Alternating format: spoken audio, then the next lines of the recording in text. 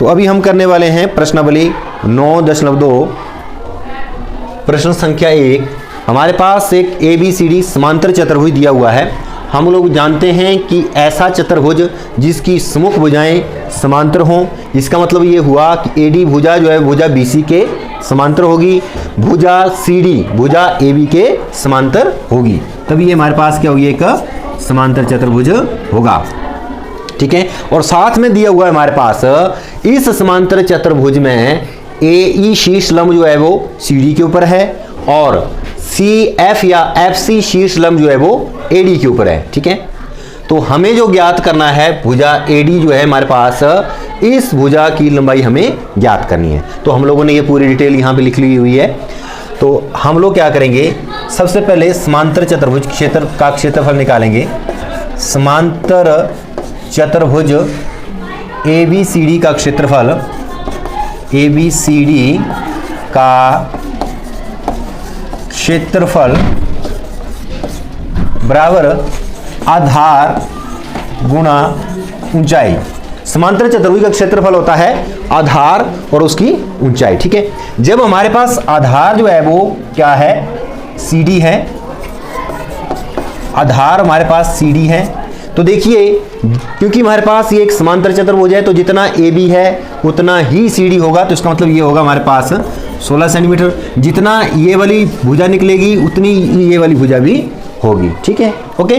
तो आधार जब हम लोगों ने ये लिया तो इसका जो शीर्ष लंब है या फिर ऊंचाई जो है वो है इसकी 8 सेंटीमीटर। ठीक है। तो क्षेत्रफल किसके बराबर आ जाएगा, क्षेत्रफल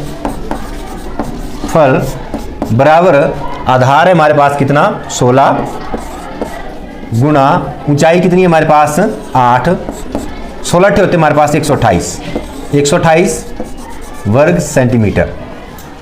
ठीक है। इसे दे देंगे हम लोग समीकरण संख्या 1। अब फिर से समांतर चतुर्भुज ABCD का क्षेत्रफल निकालेंगे।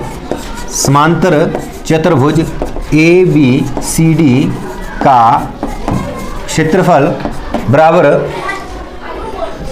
वही होगा आधार गुणा ऊंचाई, आधार गुणा ऊंचाई के बराबर ही होगा। लेकिन जब हम लोग आधार जो ले रहे हैं यहाँ पे, अब आधार ले रहे हैं हम लोग AD।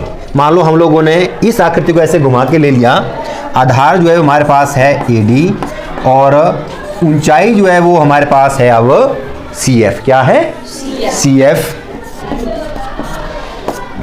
तो आधार जब हम लोगों ने AD ले लिया तो यहाँ पे लिख लेंगे AD गुणा ऊंचाई क्या है CF, वो कितना है 10 सेंटीमीटर है।